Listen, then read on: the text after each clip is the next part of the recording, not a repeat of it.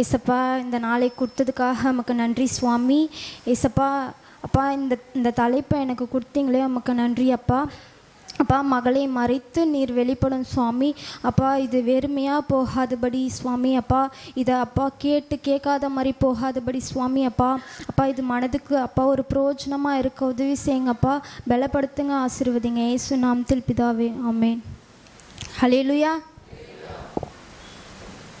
இந்த வாய்ப்பை கொடுத்த முதலாவது தேவாதி தேவனுக்கு நன்றி செலுத்துக்கிறேன். ஐயாவுக்கு நன்றி செலுத்துக்கிறேன். அம்மாவுக்கு நன்றி செலுத்துக்கிறேன். என்னோடய தலைப்பு புகழ்ச்சி. நான் யோசிச்சிட்டே இருந்தேன், நம்மளுக்கு இது வராது, போன டைம் தான் வந்துச்சு, நம்மளுக்கு இந்த வாய்ப்பு வராதுன்னு நினச்சேன். ஆண்டவர் நல்லவர், ஆமேன். சரி, புகழ்ச்சினா என்னது?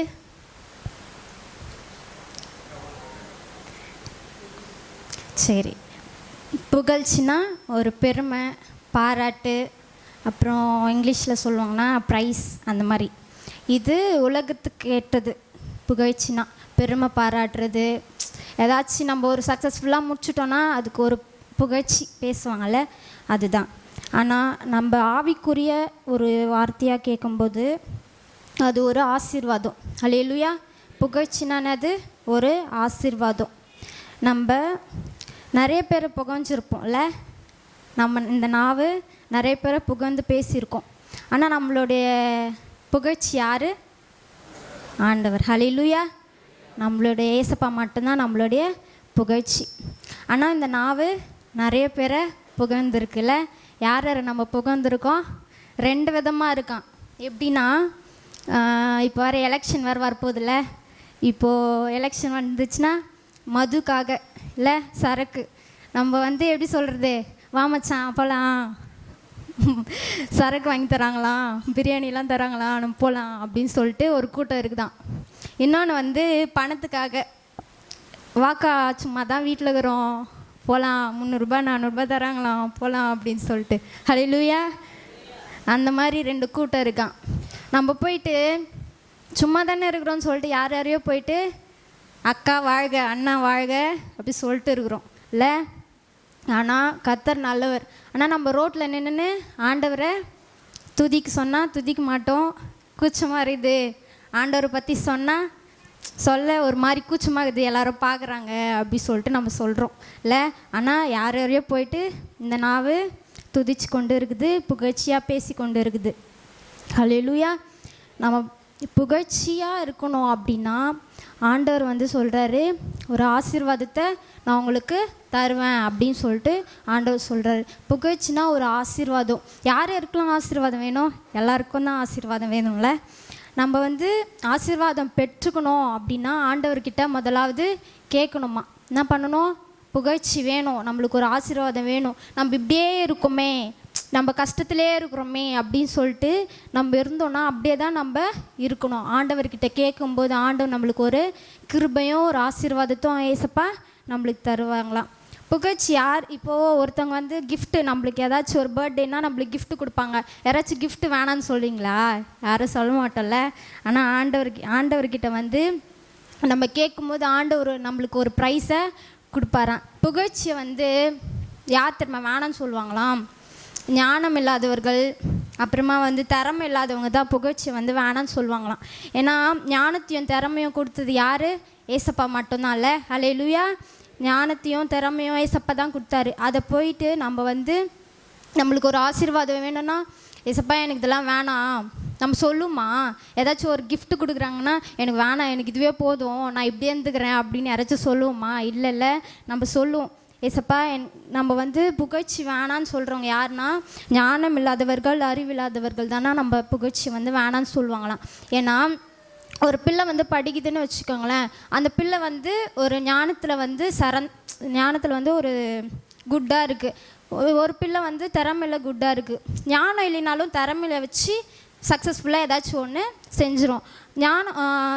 திறமை இல்லை அப்படின்னு ஞானம் இருக்குன்னா ஒரு படிப்பில் நல்லா சிறந்து விளங்கும். அதே மாதிரி தான் நம்ம புகழ்ச்சி யாருன்னா புகழ்ச்சி ஞானமும் திறமையும் சேர்ந்தது தான் கர்த்தர். ஏசப்பா தான் நம்மளுக்கு இந்த ஞானத்தையும் இந்த திறமையும் ஏசப்பா தான் கொடுத்தார். அப்போ நம்மளுடைய புகழ்ச்சி யாருன்னா ஏசப்பா மட்டும்தான். கர்த்தர் தான் நம்மளுடைய புகழ்ச்சி.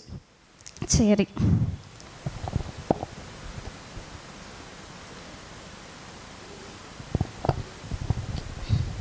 சரி, புகழ்ச்சி நம்மளுடைய வாழ்க்கையில் இருக்கணும் அப்படின்னா என்ன பண்ணணும், என்ன பண்ணக்கூடாது, முனே பாயிண்ட்டு தான் நான் முடிச்சிடுறேன் சீக்கிரமாக.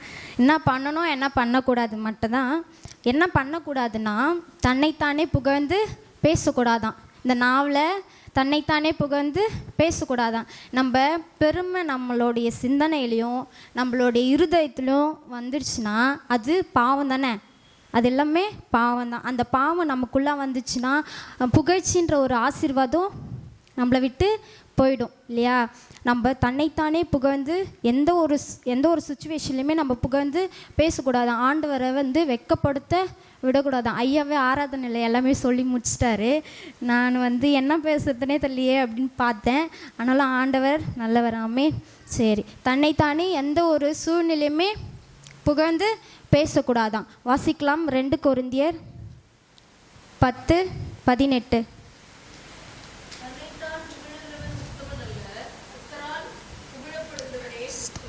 ஹல்லேலூயா.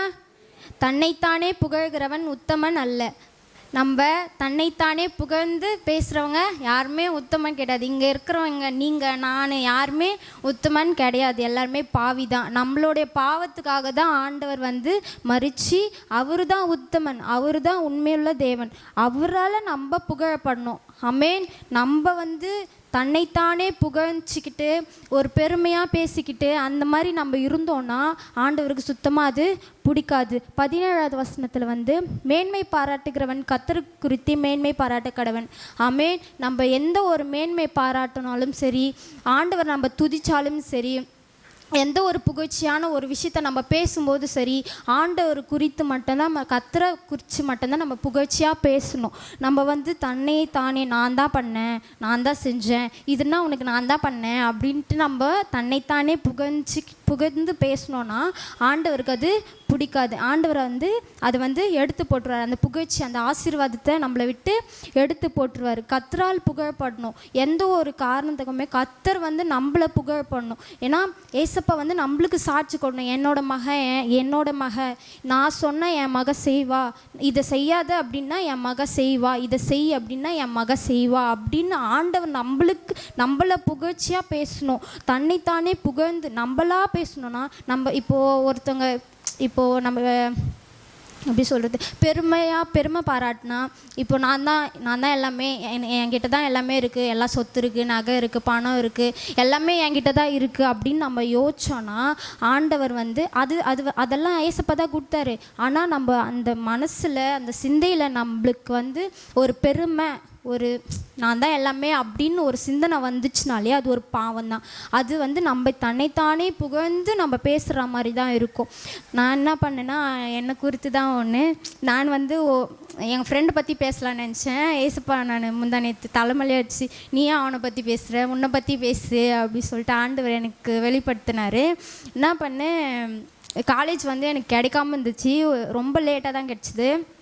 ஒரு டிசம்பர் மந்த்து கிடச்சிது. செப்டம்பர் மந்த்து கிடைக்கணும், டிசம்பர் மந்த்து கிடச்சிது.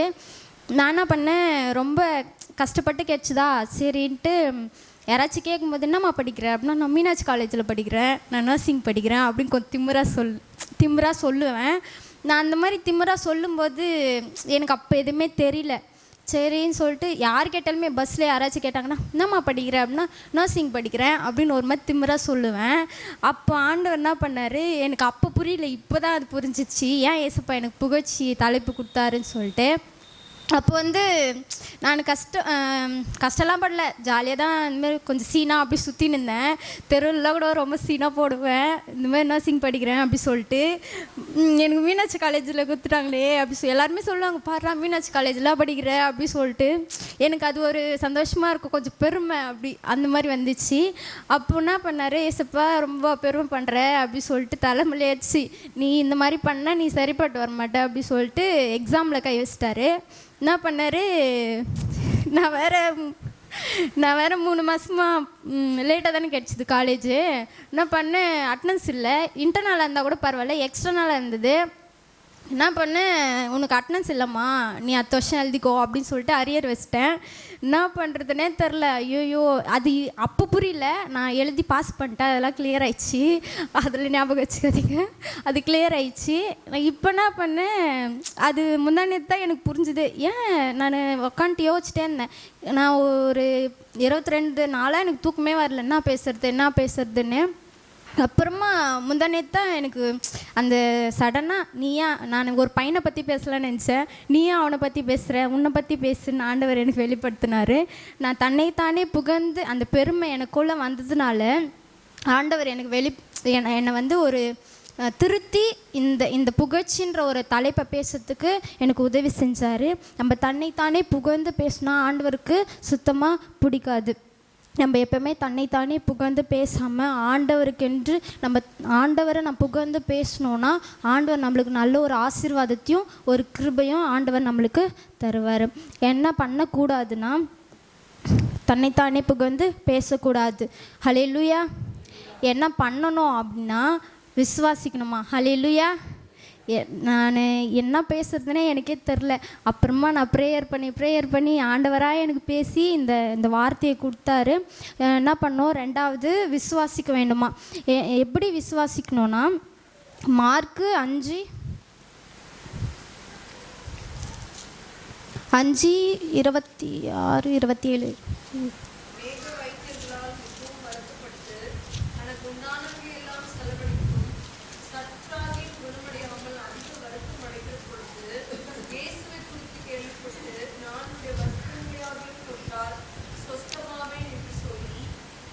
ஹல்லேலூயா. இந்த கதை உங்களுக்கு எல்லாருக்குமே தெரியும்.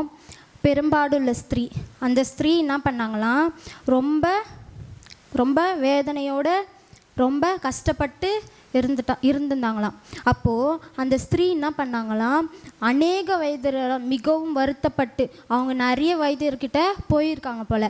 அப்போது அவங்க உண்டானவைகள் எல்லாம் செலவழித்து எவ்வளோ டாக்டர்ஸ் கிட்ட போயிருக்காங்க. நம்ம இதில் சொல்லணும்னா எவ்வளோ டாக்டர்ஸ் கிட்ட போயிருப்போம், நல்ல எங்கெங்கேயோ கூட்டின்னு போயிருப்பாங்கள்ல. இப்போது ஒரு பக்கத்து வீட்டில் யாராச்சும் அந்த மாதிரி எதிர் வீடு அந்த மாதிரினா, அக்கா வாக்கா போகலாம், இங்கே போனால் கயிறு கட்டுவாங்களாம், இங்கே போனால் வந்து ஏதோ பண்ணுவாங்களாம், வாக்கா போகலாம் அப்படின்னு சொல்லிட்டு கூட்டின்னு போவாங்கள்ல. ஆனால் நம்ம அந்த மாதிரி இருக்கக்கூடாது. இவங்க ஏசப்பாவை பார்க்கணும், அவங்களுடைய துணியை தொட்டால் போதும் அப்படின்னு சொல்லிட்டு இருந்திருக்காங்கல்ல. சின்ன விசுவாசம். ஹல்லேலூயா. நம்ம சின்ன விசுவாசம் தான் ஆண்டவருக்கு பிரியமாக இருக்கிறது. நம்ம சின்னதாக நம்ம விசுவாசித்தாலே போதும், ஆண்டவர் வந்து நம்மளுக்கு ஒரு ஆசீர்வாதத்தை கொடுப்பாரு. அப்போது 28வது வசனம் வாசிங்க.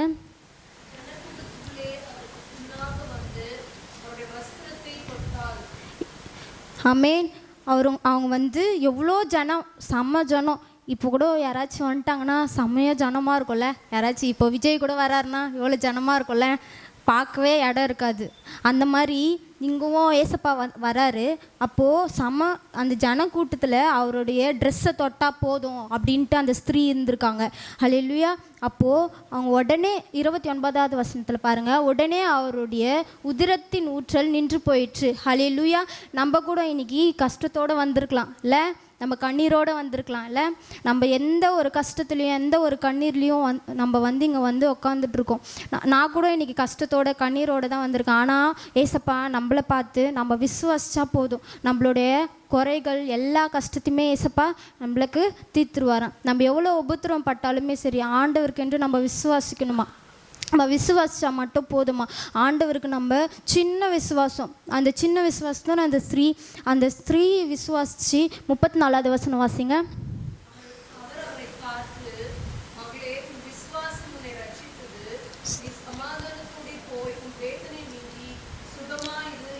ஹல்லேலூயா.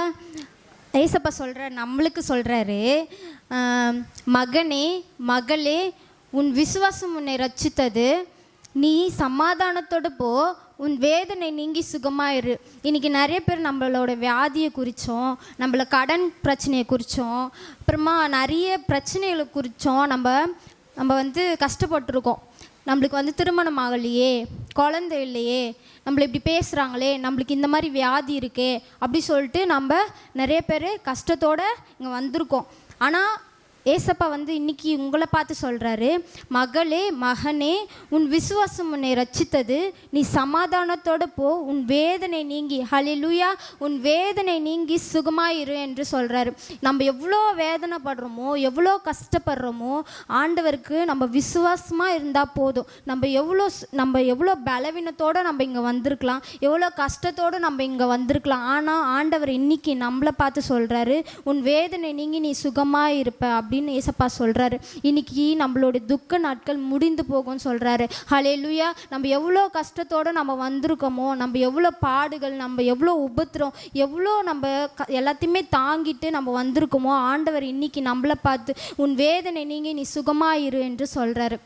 நம்மளோட துக்க நாட்கள் இன்னியோட முடிஞ்சு போகுது. இன்னி வரைக்கும் ஏசப்பா இந்த 3 மாதம், இன்னைக்கு 31ஆம் தேதி, இந்த லாஸ்ட் வரைக்கும் நம்மளை விசுவாசமாக நம்மளை பாதுகாத்து வந்திருக்காரு. புகழ்ச்சியோட ஆசீர்வாதத்தோடு. எவ்வளோ கஷ்டம் இருக்கலாம், எவ்வளோ பாடுகள், எவ்வளோ உபத்திரம் இருக்கலாம், ஆனாலுமே ஆண்டவர் இன்ன வரைக்கும் இந்த 31ஆம் தேதி வரைக்கும் நம்மளை வந்து பாதுகாத்து இம்மட்டுமாய் புகழ்ச்சியோட ஆசீர்வாதத்தோடு வச்சுருக்காரு. ஹல்லேலூயா. நம்ம விசுவாசத்தோடு இருக்கும்போது நம்மளுக்கு புகழ்ச்சி இருக்கும், ஒரு கிருபை நம்மளுக்கு இருக்கும். எங்கள் அம்மா கூட சொல்லுவாங்க, அடிக்கடி சொல்லின்னு இருப்பாங்க, நிறைய கஷ்டம் இருக்குது, நிறைய சோதனை இருக்குது, எங்கே ஏசப்பா எனக்கு ஹெல்ப் பண்ணவே மாட்டேங்கிறாரு அப்படி சொல்லின்னு இருப்பாங்க. ஆனால் நான் சொல்லுவேன், நீ வந்து அவரை நம்ப மாட்டேங்கிற, எதுக்கு எடுத்தாலுமே சோதனை கொடுக்குறாருன்னு தான் நான் சொல்கிறேன். ஆனால் அந்த சோதனை எதுக்கு கொடுக்குறாருன்னு உனக்கு தெரிய மாட்டேங்குது, நீ முதல்ல போய் ப்ரேயர் பண்ணு அப்படின்னு தான் நான் சொல்லுவேனே. ஆனாலுமே அவங்க வந்து அவ்வளோவா விசுவாசிக்கலை. ஆனால் நான் விசுவாசித்து அவங்களுக்கு ஏதாச்சும் ஒரு காரியம் அப்படின்னா நான் வந்து விசுவாசித்து ப்ரேயர் பண்ணும்போது அந்த காரியம் நடக்கும். நான் சொல்லுவேன், பத்தியா நான் விசுவாசித்தேன். ஒரு வாட்டி ஏதாச்சும் ஒரு நம்ம செய்யும்போது நம்ம விசுவாசித்தோன்னா அதே மாதிரி அதோட பலன் நம்மளுக்கு கிடைக்கும். அண்ணாலும் விசுவாசித்தாங்களே, ஹல்லேலூயா. அவங்க குழந்தை இல்லாமல் ரொம்ப கஷ்டப்பட்டுருந்தாங்களே, அவங்கள எவ்வளோலாம் பேசியிருப்பாங்களே, யார் எப்படிலாம் பேசியிருப்பாங்களே. குழந்தை இல்லை, ஏதாச்சும் ஒரு ஃபங்க்ஷனுக்கு போனால் கூட நம்மளை சேர்க்க மாட்டாங்கல்ல, இவளுக்கு குழந்தை இல்லை, ஏதாச்சும் சொல்லியிருப்பாங்க. அப்போவுமே எப்படி சொல்கிறாங்க, இப்போல்லாம் எப்படி சொல்கிறாங்கல்ல. அதே மாதிரி தான் நம்ம அவங்க சின்ன விசுவாசம் தான், அவங்க விசுவாசித்தாங்க, ஆண்டவர் அவங்களுக்கு நல்ல ஒரு புகழ்ச்சி ஆசீர்வாதத்தை கொடுத்தாங்க. ஆபிரகாம் விசுவாசித்தாங்க, அவங்களுக்கு ஒரு புகழ்ச்சியை கொடுத்தாங்க. யாராச்சும் நம்மளுக்கு பிடிச்சது ஆண்டவர்கிட்ட நம்ம கேட்குறோம், ரொம்ப நாள் கேட்குறோம், அந்த விஷயத்த வந்து ஆண்டவர் வந்து கொடுத்துட்டு மறுபடியும் வந்து அது கொடுமா அப்படின்னு சொல்லிட்டு கேட்குறாருன்னா நம்ம கொடுப்போமா? யாருமே கொடுக்க மாட்டோம்ல. ஆனால் ஆபிரகாம் கொடுத்தாராம். ஏன்னா அவர் ஏசப்பா மேலே இருக்கிற ஒரு விசுவாசத்துக்கு. அந்த விசுவாசம் நம்ம மேலேயும் இருக்கணும். நம்மளும் ஏசப்பா மேலே விசுவாசமாக இருந்தோன்னா புகழ்ச்சி நம்மளை ஆசீர்வதிக்கும், நம்மளுக்கு ஒரு கிருபையை கொடுக்கும். 3வது சகிக்கணுமா. ஹல்லேலூயா. சகிக்கணுமா. நம்ம ஒரு வாட்டியும் யாராச்சும் ஏதாச்சும் நம்மளை சொல்லிட்டாங்கன்னா நம்ம யாருன்னா சகிப்போமா? யாருமே சகிக்க மாட்டோம்ல. இவன் என்னை இப்படி சொல்லிட்டான், இவன் என்னை இப்படி சொல்லிட்டான், நானும் அப்படிப்பட்டவளா, யாருன்னா பொறுத்துன்னு போமா? யாருமே பொறுத்துன்னு போக மாட்டோம். ஆனால் நம்ம பொறுத்துன்னு போகணுமா, சகிக்கணுமா. ஒரு விஷயத்துலையுமே நம்ம சகிச்சுட்டு போகும்போது தான் ஆண்டவர் நம்மளுக்கு ஒரு புகழ்ச்சியை கொடுப்பாரு. 2 கொரிந்தியர் 11:1 வாசிங்க.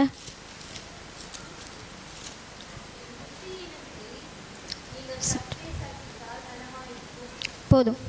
என் புத்தியினத்தை நீங்கள் சற்றே சகித்தால் நலமாக இருக்கும். ஹல்லேலூயா.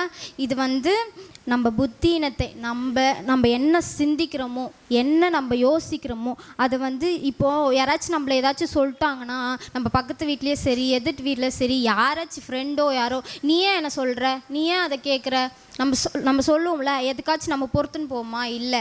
ஆனால் ஏசப்பா வந்து சொல்கிறாரு, நம்ம எல்லா விஷயத்துலையுமே சகிச்சுட்டு போகணுமா, பொறுத்துன்னு போகணுமா. நம்ம அந்த மாதிரி சகிச்சுட்டு எல்லாத்தையுமே பொறுத்துக்கிட்டு எல்லாத்தையுமே தாங்கிட்டு இருக்கும்போது ஆண்டவர் நம்மளுக்கு ஒரு புகழ்ச்சியை கொடுப்பாரு. அப்போது ரோமர் 12:12 வாசிங்க.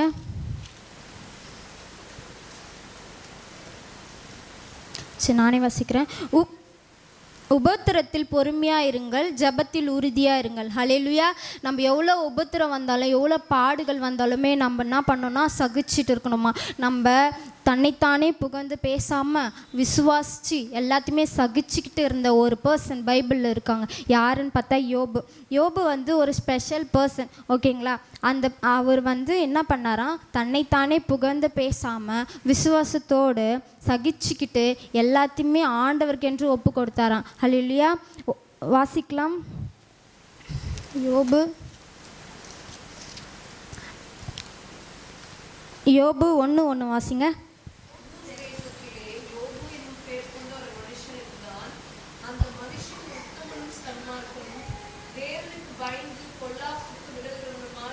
ஹல்லேலூயா. எப்படி இருந்தாராம்? உத்தமம் சன்மார்க்கனும் தேவனுக்கு பயந்து பொல்லாப்புக்கு விலகியுமா இருந்தாராம். ஹல்லேலூயா. ஏசப்பாக்கு நம்மளும் இப்படி தான் இருக்கணுமா? ஆனால் யோபு என்ன பண்ணாராம், அவருக்கு நிறைய பாடுகள் உபத்திரங்கள், எவ்வளோ கஷ்டம், எவ்வளோ அவங்க பாடுபட்டு எல்லாத்தையுமே சகிச்சுட்டு எல்லா ஆஸ்திகளுமே எல்லாமே போயிடுச்சு, அவங்கக்கிட்ட இருந்த எல்லாமே போயிடுச்சு. அப்பவும் ஆண்டவரை அவர் மறுதளிக்காமல், ஆண்டவரை வந்து எனக்கு ஏசப்பா வேணாம் அப்படின்னு சொல்லாமல் அவரை வந்து ஏசப்பா வந்து நம்பி விசுவாசத்தோடு அவர் எந்த ஒரு இதுலையுமே இப்போது ஒரு பணக்காரர் அந்த மாதிரி இருந்தாங்கன்னா அவங்க பெருமை வச்சுப்பாங்க. ஆனால் அவர் அந்த மாதிரிலாம் இல்லாமல் என்ன பண்ணாராம், ரொம்ப அவருக்கு போராட்டமாக இருந்துதான். எவ்வளோ போராட்டமும் நம்மளுக்கு இது வரைக்கும் இருக்குல்ல, கஷ்டம் பாடுகள் உபத்திரம் இது வரைக்கும் இருக்கும். ஆனாலுமே நம்ம வந்து ஆண்டவருக்கு நம்ம சகிச்சுட்டு இருக்கணுமா. அப்போ கூட நிறைய பேர் வந்து சொல்லுவாங்க இந்த மாதிரி, என்னது நீ ஏன்க்கா இதெல்லாம் சகிச்சுன்னுக்கிற, நீ போய் கேளுக்கா, நீ ஏன்டா இதெல்லாம் சகிச்சுன்னுக்கிற, நீ போய் கேளு, நீ போய் சண்டை போடு ஃபஸ்ட்டு, நீ போய் அதெல்லாம் விடாத அப்படி சொல்லுவாங்கள்ல நிறைய பேர். அக்கா நீ ஏன்க்கா சைலண்ட்டாக இருக்கிற, நீ போய் கேளுக்கா, அந்த பொண்ணை விடாதக்கா அப்படி சொல்லுவாங்கள்ல. ஆனால் இங்கே வந்து அப்படிலாம் எதுவுமே சொல்லலை. அவங்க வந்து அதான் அவங்க மனைவி வந்து சொல்கிறாங்க, நீ வந்து ஏசப்பா வந்து தூஷித்து ஜீவனை விடுன்னு சொல்கிறாரு. அதே மாதிரி தான் நம்ம பிசாசுங்களாம் அப்படி தான் பண்ணுமா. என்னது நம்ம கூடவே இருப்பாங்க, கூடவே அக்கா நீ போய் கேளுக்கா, நீ போய் கேளண்ணா அப்படி சொல்லுவாங்களாம். அந்த மாதிரி நம்ம பிசாசு சொல்கிறத நம்ம கேட்டோன்னா ஆண்டவரை தூஷித்து ஆண்டவரை வெட்கப்படுத்தாமல் நம்ம வந்து என்ன பண்ணோன்னா உண்மையாக இருக்கணுமா. என்ன பண்ணணுமா? உண்மையாக இருக்கணுமா. 10வது வருஷத்துல லாஸ்ட்டில் எல்லாவற்றையும் யோபு தன் உதடுகளால் பாவம் செய்யவில்லை. அவர் உதட்ட அளவில் கூட ஏசப்பா வந்து தூஷிக்கவே இல்லையா. கொஞ்சம் கூட அவர் வந்து நம்பினாராம், ஆண்டவர் எனக்கு ஆட்சி ஏதாச்சும் பண்ணுவார் கண்டிப்பாக, இதெல்லாம் பண்ணுறாரு ஆண்டவர் எனக்கு ஆட்சி எது வேணால் பண்ணட்டும், ஆண்டவரை நான் நம்பியிருக்கேன் அப்படி சொல்லிட்டு ஆண்டவரை வந்து நம்பியிருந்தாராம் யோபு. அப்போது லாஸ்ட்டு 1 கொரிந்தியர் 11:20 வாசிங்க.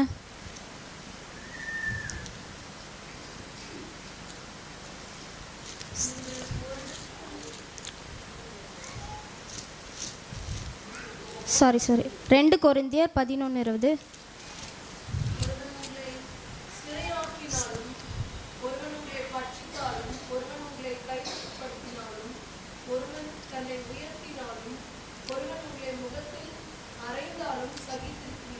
ஹல்லேலூயா.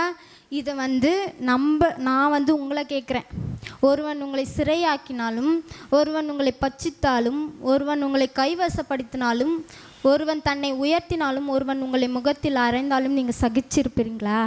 இல்லைல்ல, யாருமே சகிக்க மாட்டோம்ல. ஆமேன். நம்ம வந்து யாருமே அந்த மாதிரி நான் கூட சகிச்சிக்க மாட்டேன். நான் கூட என்னை அடிச்சாங்கன்னா நான் திருப்பி அடிப்பேன், என்னை பேசினாங்கன்னா நானும் திருப்பி பேசுவேன். அப்படி தான் நான் கூட எங்கள் வீட்டில் கூட நிறைய ப்ராப்ளம் நடக்கும், நிறைய பிரச்சனை நடக்கும்.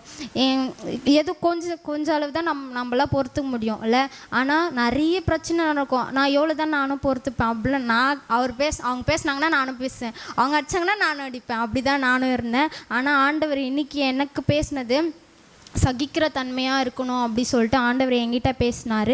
நம்ம தன்னைத்தானே புகழ்ந்து பேசாமல் ஆண்டவருக்கென்று நம்ம விசுவாசத்தோடு நம்ம இருக்கும்போது, சகிச்சுட்டு இருக்கும்போது, செப்பனியா 3:20 சொல்லும்போது, சகல ஜனங்களை பார்க்கிலும் உன்னை கீர்த்தியும் புகழ்ச்சியுமாக வைப்பேன்னு சொல்லிட்டு சொல்கிறாங்க. நம்ம தன்னைத்தானே புகழ்ந்து பேசாமல் ஆண்டவருக்கென்று நம்ம விசுவாசத்தோடு சகிச்சுக்கிட்டு எல்லாத்தையுமே நம்ம பொறுத்துக்கிட்டு இருக்கும்போது ஆண்டவர் நம்மளுக்கு ஒரு புகழ்ச்சியை கொடுப்பார். நான் ஒரு இதில் பார்த்தேன், அந்த 3 குரங்கு இருக்கும்ல, கெட்டதை பார்க்கக்கூடாது, கெட்டதை கேட்கக்கூடாது, கெட்டதை பேசக்கூடாதுன்னு சொல்லிட்டு, அது வந்து ஆண்டவர் எனக்கு உணர்த்ததுன்னா ஒருத்தவங்க உங்களை புகழ்ச்சியாக பேசுனாங்கன்னா வியந்து பார்க்காதீங்க. ஒருத்தவங்க உங்களை புகழ்ச்சியாக பேசுனாங்கன்னா கேட்காதீங்க. ஒருத்தவங்க உங்களை புகழ்ச்சியாக ஏதாச்சும் சொன்னாங்கன்னா மௌனமாகவே இருங்க. கர்த்தர் தாமே இந்த வாசனத்தை ஆசீர்வதிப்பாராக. ஆமென்.